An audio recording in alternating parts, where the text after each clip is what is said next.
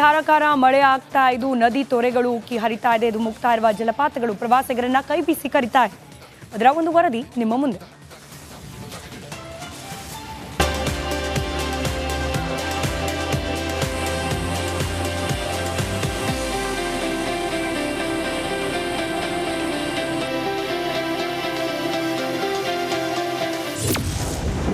Coffee ನಾಡಿನ ಮಲೆನಾಡು ಭಾಗದಲ್ಲಿ ಮಳೆ,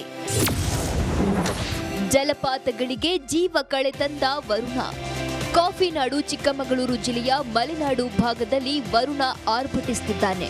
ಎಡಬಿಡದೆ ಸುರಿಯುತ್ತಿರುವ ಮಳೆಗೆ ಜಲಪಾತಗಳಿಗೆ ಜೀವ ಕಳೆ ಬಂದಿದೆ. ಒಂದಕ್ಕಿಂತ ಒಂದು ಫಾಲ್ಸ್ ಸುಂದರ, ಅತ್ಯದ್ಭುತವಾಗಿದೆ. ಹಾಲ್ನೂರಿಯಂತೆ ಧುಮ್ಮಿಕ್ತಿದೆ. ಶೃಂಗೇರಿ ತಾಲೂಕಿನ ಸಿರಿಮನೆ ಫಾಲ್ಸ್ ಬೋರ್ಗರೆದು ಧುಮ್ಮಿಕ್ಕುತ್ತಿದೆ. ಈ ಜಲಪಾತವಂತೂ ಪ್ರವಾಸಿಗರ ಹಾಟ್ಸ್ಪಾಟ್ ಆಗಿದೆ. ಶೃಂಗೇರಿ ಸಮೀಪದ ಕಿಗ್ಗಾದಿಂದ 5 ಕಿಲೋಮೀಟರ್ ದೂರದಲ್ಲಿರುವ ಈ ಸಿರಿಮನೆ ಫಾಲ್ಸ್ ಸುಮಾರು 40 ಅಡಿ ಎತ್ತರದಿಂದ ಧುಮ್ಮಿಕ್ಕುತ್ತಿದೆ.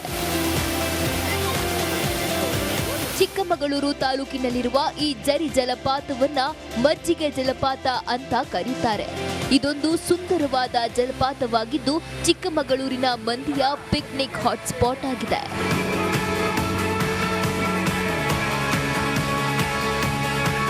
ತರೀಕೆರೆ ತಾಲೂಕಿನ ಕಲ್ಲತ್ತಿಗಿರಿ ಫಾಲ್ಸ್ ಹಾಲ್ನೂರಿಯಂತೆ ಧುಮ್ಮಿಕ್ಕಿದೆ.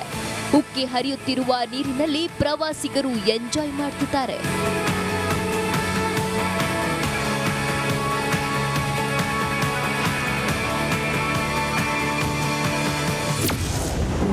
ಕಾಫಿ ನಾಡಿನ ಗಿರಿ ಶ್ರೇಣಿಗಳಿಗೆ ಪ್ರವಾಸಿಗರಿಗೆ ನಿರ್ಬಂಧ.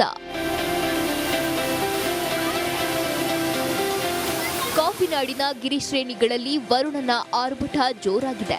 ಮುಳ್ಳಯ್ಯನಗಿರಿ, ಸೀತಾಳಯ್ಯನಗಿರಿಗೆ ಪ್ರವಾಸಿಗರ ಪ್ರವೇಶಕ್ಕೆ ನಿರ್ಬಂಧ ಹೇರಲಾಗಿದೆ. ಇಂದಿನಿಂದ ಜುಲೈ 22ರವರೆಗೆ ಗಿರಿ. Welcome back.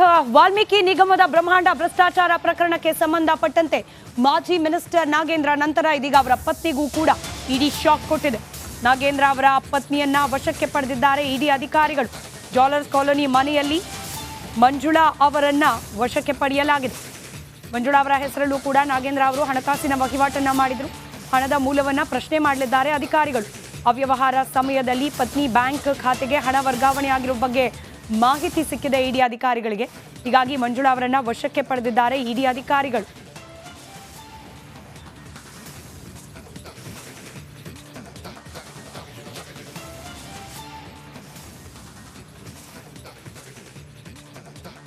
ಮಾಜಿ ಸಚಿವ ನಾಗೇಂದ್ರ ಅವರ ಪತ್ನಿ ಮಂಜುಳಾ ಅವರನ್ನ ಇಡಿ ಅಧಿಕಾರಿಗಳು ಇದೀಗ ವಶಕ್ಕೆ ಪಡೆದಿದ್ದಾರೆ. ಹಗರಣ ನಡೆದ ಸಂದರ್ಭದಲ್ಲಿ ಮಂಜುಳಾ ಅವರ ಹೆಸರಲ್ಲೂ ಕೂಡ ಕೆಲವೊಂದಷ್ಟು ಹಣಕಾಸಿನ ವಹಿವಾಟು ಆಗಿತ್ತು ಅನ್ನೋದಕ್ಕೆ ಸಂಬಂಧಪಟ್ಟ ಮಾಹಿತಿಯ ಆಧಾರದ ಮೇಲೆ ಅದರ ಮತ್ತಷ್ಟು ಮಾಹಿತಿಯನ್ನ ಸಂಗ್ರಹ ಮಾಡುವ ನಿಟ್ಟಿನಲ್ಲಿ ಇದೀಗ ನಾಗೇಂದ್ರ ಅವರ ಪತ್ನಿ ಮಂಜುಳಾ ಅವರನ್ನ ಕೂಡ ವಶಕ್ಕೆ ಪಡೆಯಲಾಗಿದೆ. ಇಡಿ ಅಧಿಕಾರಿಗಳು ಮಂಜುಳಾ ಅವರನ್ನ ವಶಕ್ಕೆ ಪಡೆದ ಸಂದರ್ಭದ ದೃಶ್ಯವನ್ನ ಕೂಡ ನೀವು ಗಮನಿಸ್ತಾ ಇದ್ದೀರಿ. ಡೀಟೇಲ್ಸ್ ನಮ್ಮ ಪ್ರತಿನಿಧಿ ಅಜಯ್ ನೀಡ್ತಾ ಹೋಗ್ತಾರೆ. ಅಜಯ್, ಕೇವಲ ಮಂಜುಳಾ ಅವರ ಹೆಸರಲ್ಲಿ ಟ್ರಾನ್ಸಾಕ್ಷನ್ ಆಗಿದೆ ಅನ್ನೋದು ಒಂದೇ ರೀಸನ್ ಅವರನ್ನ ವಶಕ್ಕೆ ಪಡೆದಿರೋದಕ್ಕೆ?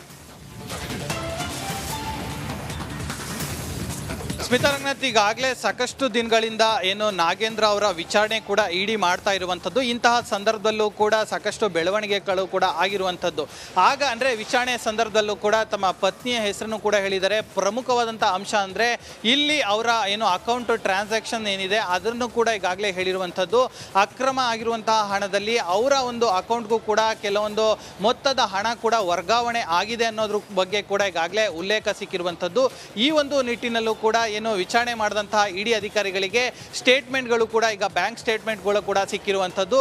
ಈ ಒಂದು ನಿಟ್ಟಿನಲ್ಲಿ ಈಗ ಅವರನ್ನು ವಶಕ್ಕೆ ಪಡೆದು ಈಗಾಗಲೇ ವಿಚಾರಣೆಯನ್ನು ಮಾಡ್ತಾ ಇರುವಂಥದ್ದು. ಆದರೆ ಈಗೇನಾದ್ರು ಹೆಚ್ಚಿನ ವಿಚಾರಣೆಯ ಅಗತ್ಯವಿದ್ದರೆ ಅವರನ್ನು ಕೂಡ ಬಂಧನ ಮಾಡುವಂಥ ಎಲ್ಲ ಸಾಧ್ಯತೆಗಳು ಕೂಡ ಇರುತ್ತೆ. ಈಗೇನು ನಾಗೇಂದ್ರ ಅವ್ರನ್ನ ಬಂಧನ ಮಾಡಿ ಆನಂತರ ಏನು ನ್ಯಾಯಾಧೀಶರ ಮುಂದೆ ಕರೆದುಕೊಂಡು ಹೋಗಿ ಆನಂತರ ಮತ್ತೆ ಈಗಾಗಲೇ ಕಸ್ಟಡಿಗೆ ತೊಗೊಂಡಿದ್ದಾರೋ ಅದೇ ರೀತಿಯಾದಂಥ ಪ್ರೊಸೀಜರ್ ಕೂಡ ಇಲ್ಲಿ ಏನು ಫಾಲೋ ಆಗುತ್ತೆ. ಇನ್ನು ಪ್ರಮುಖವಾಗಿ ಈ ಒಂದು ಏನು ವಶಕ್ಕೆ ಪಡೆಯುವಂಥ ಅಂಶದಲ್ಲಿ ಏನಂದರೆ ಏನು ಅವರ ಪಿ ಎಗಳಾದ ದೇವೇಂದ್ರಪ್ಪ ಮತ್ತು ಹರೀಶ್ ಏನಿದ್ದಾರೆ ಅವರು ಇಲ್ಲಿ ಉಲ್ಲೇಖ ಮಾಡಿದಂಥ ಕೆಲವೊಂದು ಅಂಶಗಳು ಕೂಡ ಅವರಿಗೂ ನಾಗೇಂದ್ರ ಅವ್ರಿಗೂ ಕೂಡ ಮುಳ್ಳಾಗಿತ್ತು. ಈಗ ನಾಗೇಂದ್ರ ಅವರು ಹೇಳಿರುವಂತಹ ಕೆಲವೊಂದು ಹೇಳಿಕೆಗಳು ಕೂಡ ಅವರ ಪತ್ನಿ ಮಂಜುಳಾ ಅವ್ರಿಗೂ ಕೂಡ ಮುಳ್ಳಾಗಿದೆ ಅಂತಾನೆ ಹೇಳ್ಬೋದು. ಅವರು ಏನು ಬ್ಯಾಂಕ್ ಟ್ರಾನ್ಸಾಕ್ಷನ್ ಇದು ಸಾಕಷ್ಟು ಒಂದು ರೀತಿ ಅನುಮಾನಕ್ಕೆ ವ್ಯಕ್ತವಾಗ್ತಿರುವಂಥದ್ದು. ಯಾಕಂದ್ರೆ ಅಕ್ರಮ ಹಣ ವರ್ಗಾವಣೆಯ ಸಂದರ್ಭದಲ್ಲಿ ಇವರ ಅಕೌಂಟ್ಗೂ ಕೂಡ ಕೆಲವೊಂದು ಹಣ ವರ್ಗಾವಣೆ ಆಗಿದೆ, ಕೋಟ್ಯಾಂತರ ರೂಪಾಯಿ ಲಕ್ಷಾಂತರ ರೂಪಾಯಿ ಹಣ ವರ್ಗಾವಣೆ ಆಗಿದೆ ಅನ್ನೋ ಒಂದು ಅನುಮಾನ ಕೂಡ ಇರುವಂಥದ್ದು. ಅದಕ್ಕೆ ಇಡಿಯ ಬಳಿ ಕೂಡ ಸ್ಟೇಟ್ಮೆಂಟ್ ಕೂಡ ಇರುವಂಥದ್ದು. ಸೊ ಈ ಒಂದು ಕಾರಣಕ್ಕಾಗಿ ಇವತ್ತು ಅವರನ್ನು ಕೂಡ ವಶಕ್ಕೆ ಪಡೆದಿರುವಂಥದ್ದು. ಸ್ಮಿತಾ ರಂಗನಾಥ್, ಧನ್ಯವಾದ ಅಜಯ್ ಮಾಹಿತಿಗಾಗಿ. ಇದು ರಿಪಬ್ಲಿಕ್ ಕನ್ನಡದ ವರದಿಗೆ ಸಿಕ್ಕಿರುವಂತಹ ಫಲಶ್ರುತಿ. ಕನ್ನಡಿಗರಿಗೆ ಕರ್ನಾಟಕದಲ್ಲಿ ಕೆಲಸ ನೀಡುವಲ್ಲಿ ಆದ್ಯತೆ ನೀಡಬೇಕು ಅನ್ನೋ ವಿಚಾರದಲ್ಲಿ ರಿಪಬ್ಲಿಕ್ ಕನ್ನಡ ಸುದ್ದಿ ಪ್ರಸಾರ ಮಾಡಿತ್ತು. ಇದೀಗ ನಮ್ಮ ವರದಿಯಿಂದ ಎಚ್ಚೆತ್ತುಕೊಂಡು ರಾಜ್ಯ ಸರ್ಕಾರ ಖಾಸಗಿ ಕಂಪನಿಗಳಲ್ಲಿ ಕನ್ನಡಿಗರಿಗೆ ಉದ್ಯೋಗದಲ್ಲಿ ಮೀಸಲಾತಿ ನೀಡುವ ಬಗ್ಗೆ ನಿರ್ಣಯಕ್ಕೆ ಮುಂದಾಗಿದೆ. 50% 75% ಮೀಸಲಾತಿಗೆ ಅನುಮೋದನೆಯನ್ನ ನೀಡಲಾಗಿದೆ. ಸಂಪುಟ ಸಭೆಯಲ್ಲಿ ರಾಜ್ಯ ಸರ್ಕಾರದಿಂದ ಈ ಅನುಮೋದನೆ ನೀಡಲಾಗಿರುವ ಬಗ್ಗೆ ಸಾಮಾಜಿಕ ಜಾಲತಾಣದಲ್ಲಿ ಸಚಿವ ಸಂತೋಷ್ ಲಾಡ್ ಮಾಹಿತಿಯನ್ನು ಹಂಚಿಕೊಂಡಿದ್ದಾರೆ. ಖಾಸಗಿ ಕೈಗಾರಿಕೆಗಳಲ್ಲಿ ಸಿಡಿ ದರ್ಜೆಯ ಹುದ್ದೆಗಳಿಗೆ ಮೀಸಲಾತಿಯನ್ನ ಫಿಕ್ಸ್ ಮಾಡಲಾಗಿದೆ. ಕರ್ನಾಟಕ ರಾಜ್ಯದಲ್ಲಿ ಕಾಂಗ್ರೆಸ್ ಸರ್ಕಾರ ಕನ್ನಡಿಗರ ಸ್ವಾಭಿಮಾನವನ್ನು ಎತ್ತಿಡಬೇಕು ಅಂತೇಳಿ ಅಧಿಕಾರಕ್ಕೆ ಬಂದಿದೆ. ನಾವು ಖಾಸಗಿ ಬೋರ್ಡನ್ನು ಹಾಕುವಂಥ ವಿಚಾರ ಇರ್ಬೋದು, ನಮ್ಮ ಎಲ್ಲ ಅಂಗಡಿಗಳ ಮುಂದೆ ಏನು ಬೋರ್ಡ್ ಹಾಕಬೇಕು ಅನ್ನೋದು ವಿಚಾರ ಇರ್ಬೋದು, ಧ್ವಜ ಬಳಕೆ ಇರ್ಬೋದು, ಭಾಷೆ ಬಳಕೆ ಇರ್ಬೋದು, ಸಂಸ್ಕೃತಿ ಇರ್ಬೋದು, ನಮ್ಮ ಕಡತಗಳಲ್ಲಿ ಕನ್ನಡ ಉಪಯೋಗಿಸುವಂಥದ್ದು ಇರ್ಬೋದು, ಹಾಗೆ ನಮ್ಮ ರಾಜ್ಯದಲ್ಲಿ ಎಲ್ಲೆಲ್ಲಿ ಉದ್ಯೋಗಗಳನ್ನು ಸೃಷ್ಟಿ ಆಗ್ತಾ ಇದೆ ಮುಂದಕ್ಕೆ ಅವೆಲ್ಲ ಕೂಡ ಕಡ್ಡಾಯವಾಗಿ ಇಷ್ಟು ಪರ್ಸೆಂಟೇಜ್ ಕನ್ನಡಿಗರು ಇರಬೇಕು ಅನ್ನೋದು ನಮ್ಮ ಆಸೆ. ಆ ದೃಷ್ಟಿಯಿಂದ ಇವತ್ತು ನಮ್ಮ ಕನ್ನಡಿಗರಿಗೆ ಮಿನಿಮಮ್ ಇಷ್ಟು ಪರ್ಸೆಂಟೇಜ್ ತಗೊಳ್ಬೇಕು ಅಂತೇಳಿ ಮೊನ್ನೆ ತೀರ್ಮಾನವನ್ನು ನಮ್ಮ ಸರ್ಕಾರ ಮಾಡಿದೆ. ಸೊ ಅದೆಲ್ಲ ಮುಂದಕ್ಕೆ ಚರ್ಚೆ ಮಾಡೋಣ. ಕರ್ನಾಟಕ ರಾಜ್ಯದಲ್ಲಿ ಕಾಂಗ್ರೆಸ್ ಸರ್ಕಾರ ಕ್ಯಾಪ್ಟನ್ ಅರ್ಜುನ್ ಕೊಂದಿದ್ದು ಯಾರು? ಅವ್ರ ನರೇಟಿವ್ ಎಲ್ಲಿ ತಂದಿಟ್ಟಿದ್ದಾರೆ ಅಂತಂದ್ರೆ ಸಂಪತ್ತನ್ನ ಹಂಚಿಬಿಡೋದು ಅಂತ. ಇದು ಸ್ಟುಡಿಯೋ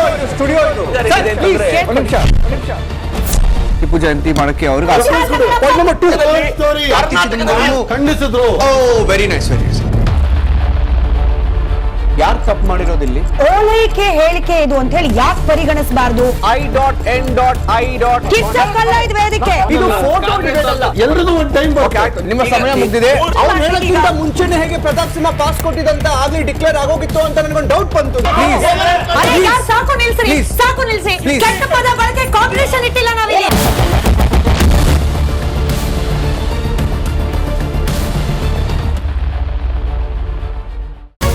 ರಿಪಬ್ಲಿಕ್ ವರ್ಲ್ಡ್ ಆಪ್ ಇದು ಕೇವಲ ಅಪ್ಲಿಕೇಶನ್ ಅಲ್ಲ, ಸಮಗ್ರ ಸುದ್ದಿಗಳ ಸಂಪರ್ಕ ಮಾರ್ಗಕ್ಕೆ ಕ್ರಾಂತಿಕಾರಿ ಬದಲಾವಣೆ. ರಿಪಬ್ಲಿಕ್ ವರ್ಲ್ಡ್ ಆಪ್ ಕೇವಲ ಸುದ್ದಿ ಅಪ್ಲಿಕೇಶನ್ ಪರಿಚಯಿಸ್ತಾ ಇಲ್ಲ, ಬದಲಾಗಿ ಡಿಜಿಟಲ್ ಸುದ್ದಿ ಬಳಕೆಯ ಹೊಸ ಯುಗಕ್ಕೆ ನಾಂದಿ ಹಾಡ್ತಾ ಇದೆ. ಇದೊಂದು ಬ್ರೇಕಿಂಗ್ ನ್ಯೂಸ್, ಪ್ರಭಾವಶಾಲಿ ಕಾರ್ಯಕ್ರಮಗಳಿಗೆ ಗಟ್ಟಿಯಾದ ನ್ಯೂಸ್. ಇಲ್ಲಿ ಕೇವಲ ತಾಜಾ ಸುದ್ದಿ, ಅದರ ನೇರ ಪ್ರಸಾರ ಮತ್ತು ಚರ್ಚೆಗಳಿಗೆ ಮಾತ್ರ ಅವಕಾಶ. ರಿಪಬ್ಲಿಕ್ ವರ್ಲ್ಡ್ ಆಪ್ ಡೌನ್ಲೋಡ್ ಮಾಡಿಕೊಳ್ಳಿ. ಗೂಗಲ್ ಪ್ಲೇ ಸ್ಟೋರ್ ಮತ್ತು ಆಪಲ್ ಆಪ್ ಸ್ಟೋರ್ನಲ್ಲಿ ಲಭ್ಯವಿದೆ.